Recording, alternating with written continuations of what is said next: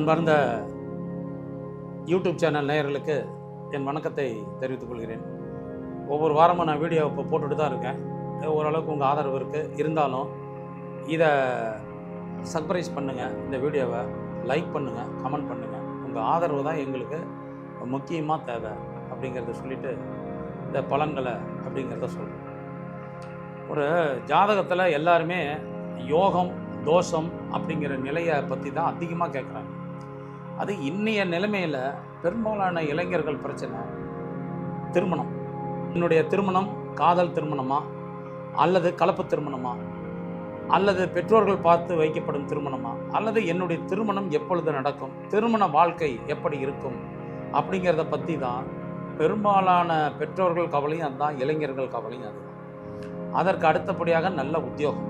அப்போ இன்றைய காலகட்டத்தில் மக்களுடைய கவலை, அதாவது ஜாதகம் பார்க்கறவங்களுடைய கேள்விகளே எப்படி இருக்குது அப்படின்னா, தன்னுடைய பெண்ணை பற்றியோ அல்லது மகனை பற்றியோ அவங்க கேட்குற கேள்வியே, நல்லா படித்து வேலைக்கு போவாங்களா, என்னுடைய பேச்சை கேட்டு அவங்க திருமணம் கௌரவமாக பண்ணிக்குவாங்களா, இல்லை அவர்களாக திருமணம் செய்து கொள்வார்களா, அப்படி செய்து கொண்டால் அந்த வாழ்க்கை எப்படி இருக்கும் அப்படிங்கிற விஷயத்தை தான் பெரும்பாலும் எடுத்துக்கிறாங்க.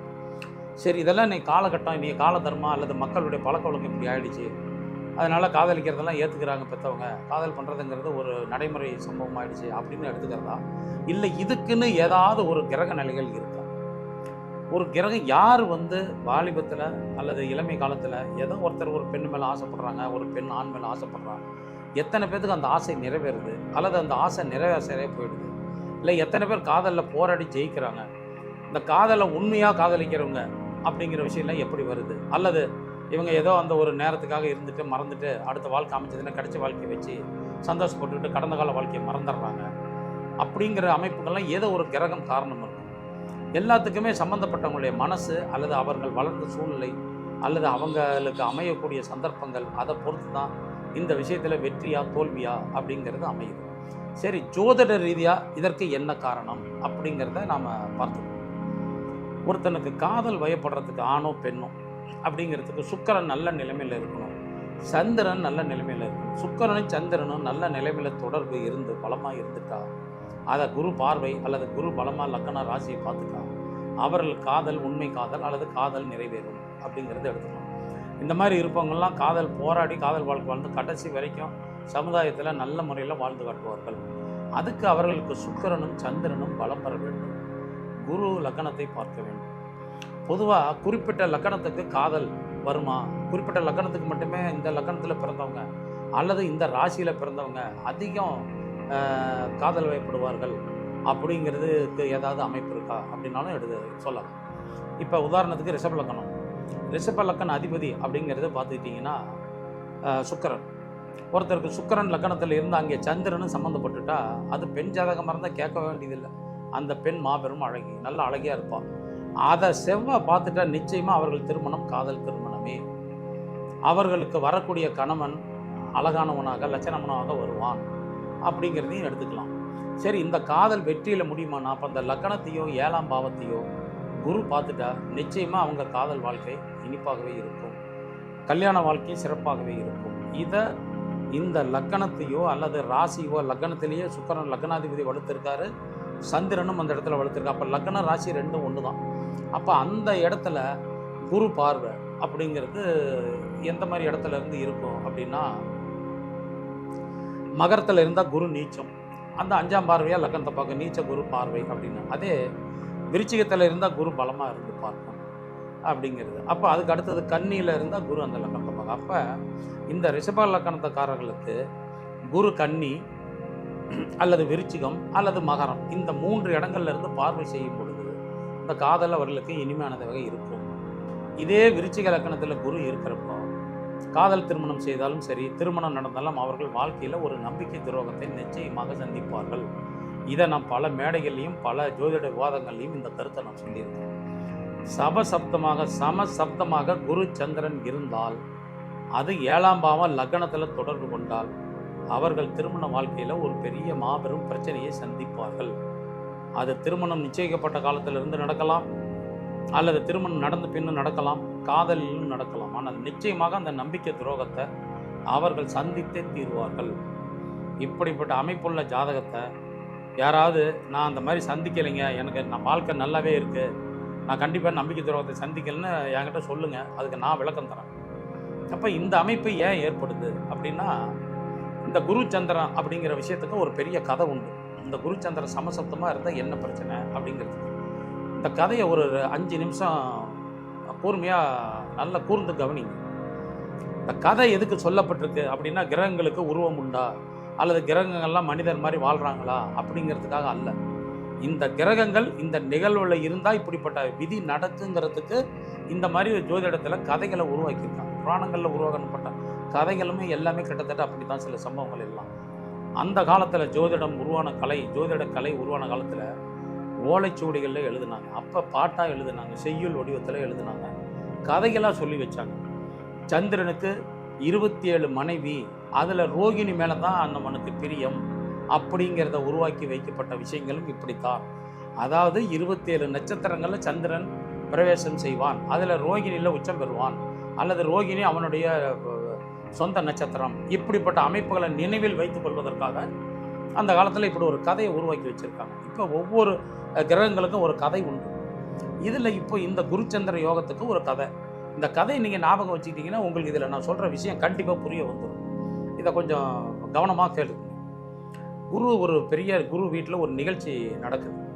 குருனுடைய மனைவி பெயர் தாரா. இப்போ நம்ம ஒரு ஃபங்க்ஷனுக்கு எல்லாத்தையும் கூப்பிட்ற மாதிரி குரு பகவான் சந்திர பகவானை தன்னுடைய விசேஷத்துக்கு அழைச்சிருக்கார். வீட்டில் நடக்கிற ஒரு பெரிய யாகத்துக்கோ விருந்துக்கோ அழைக்கிறார்.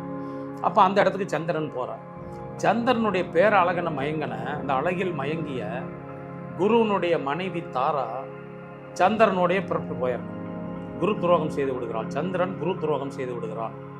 குருவோட மனைவின்னு தெரிஞ்சும் காமத்தினால அவன் தாராவோட வந்துடுறான் அப்படிங்கிறது இந்த கதை. இந்த கதையை அர்த்தத்தை மட்டும் புரிஞ்சுக்கணும்.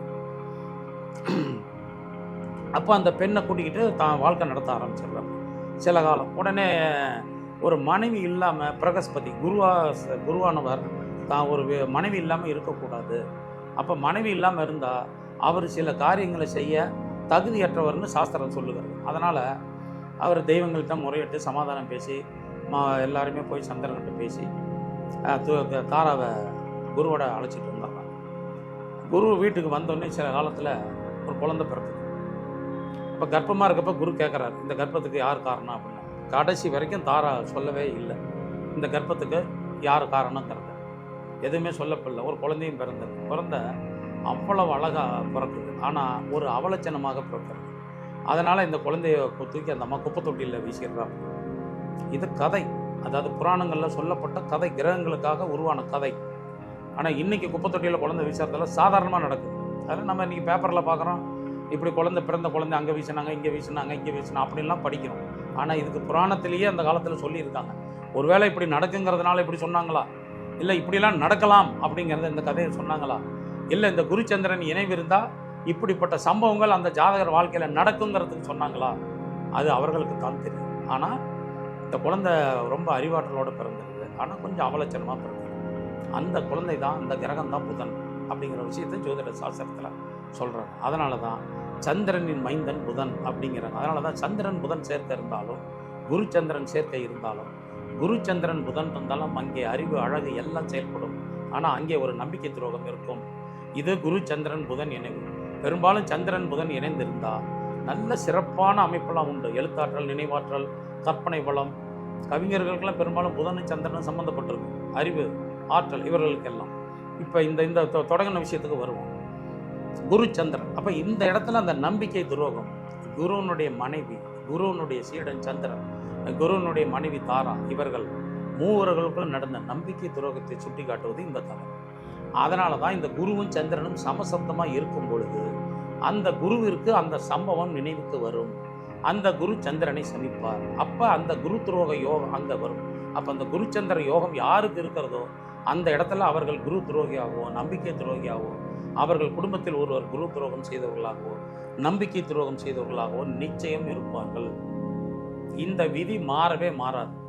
இதை பார்த்து கொண்டு இருக்க எந்த நேர்களானாலும் இந்த குருச்சந்திர யோகம் என் ஜாதகத்தில் இருக்குது, இப்படி எனக்கு பிரச்சனையே நடக்கலை அப்படின்னு சொல்லவே முடியாது. இந்த அமைப்பு மாறாத விதி. இதை நினைவில் கொள்வதற்காகத்தான் இந்த கதையை உருவாக்கி வச்சுருக்காங்க. அப்போ இந்த ரிஷப லக்கணமாகட்டும், எந்த லக்கணமாகட்டும், குருவும் சந்திரனும் எந்த ராசி எந்த லக்னமாக இருந்தாலும் குருவும் சந்திரனும் சமசப்தமாக இருந்தால் குரு சந்திர யோகம் என்பதை தாண்டி அதனுடைய பலன்களை தாண்டி இந்த மாதிரி ஒரு நம்பிக்கை துரோகம்ங்கிற விஷயத்தை கொடுத்துருது. அப்போ இந்த மாதிரி அமைப்புள்ளவர்கள் காதல் வயப்பட்டால் அல்லது காதல் திருமணம் செய்து கொண்டால் அவர்கள் நிச்சயமாக தன் வாழ்க்கையில் பிரச்சனையை சந்திப்பார்கள். அந்த காதல் தோல்வியில் முடியலாம் அல்லது அந்த காதல் நம்பிக்கை துரோகத்தில் முடியலாம், பிரச்சனைகள் முடியலாம். ஆனால் பிரச்சனைங்கிறத விட நம்பிக்கை துரோகம் நடக்கிறது அல்லது நடந்திருக்கும், வெளியே தெரியாமல் கூட இருக்கும் அப்படிங்கிறது தான் இதில் உள்ள விஷயம். இதை வச்சு தான் சில ஜோதிடத்தில் சில விஷயத்தை குழந்தைங்க பிறப்பு விஷயத்தை பிறப்பின் ரகசியத்தை கூட சொல்லுவாங்க ஜோதிடர்கள். ஆனால் இப்போல்லாம் அந்த மாதிரி அதை யாரும் சொல்வதற்கு இல்லை. ஏன்னா சொன்னால் சில பிரச்சனை வந்துடுங்கிறதுனால அப்போ இந்த அமைப்பை மட்டும் எடுத்து சரி, இந்த குரு காதல் 5, 7 இந்த இடங்கள் பலம் பொருந்தினா அவர்களுக்கு காதல் வரும். செவ்வாய் சுக்கிரன் இந்த கிரகம் சேர்ந்திருந்தாலும் அவர்கள் காதல் வயப்படுவார்கள். ஏன்னா சுக்கிரன் இயல்பாகவே காதலை குறிக்கக்கூடிய கிரகம். செவ்வாங்கிறது ரத்தம் வீரம் செயல்படுறதுக்கு ரத்தம் வேணும் இல்லையா, ரத்த துடிப்பு வேணும் இல்லையா. அப்போ இந்த செவ்வாய் சுக்கிரன் சமசப்தமாக இருந்தாலும் சேர்க்கை பெற்று இருந்தாலும் அவர்களுக்கெல்லாம் பெரும்பாலும் காதல் வாழ்க்கை அல்லது அந்த வாழ்க்கை சிறப்பாகவே இருக்கும். ஒரு சில பிரச்சனைகள் வந்தாலும் அவர்கள் அதை சமாளித்துக் கொள்கிறார்கள் அப்படிங்கிறத இந்த இதில் நாம் எடுக்கக்கூடிய ஒரு பாடம். சரி, இந்த கிரகங்களுக்கு மட்டும்தான் இப்படியா? இந்த அப்போ குரு சுக்கிரன் குரு சந்திரன் இது சேர்ந்தால் மட்டும்தான் காதல் வயப்படுமானா இல்லை. லக்னத்தில் 7ஆம் பாவத்தில் 4ஆம் பாவத்தில் செவ்வாய் சனி சம்பந்தப்பட்டாலும் காதல் வரும். காதல் கலப்பாக மாறும். கலப்பு திருமணம் காதல் திருமணம் செய்வார்கள்.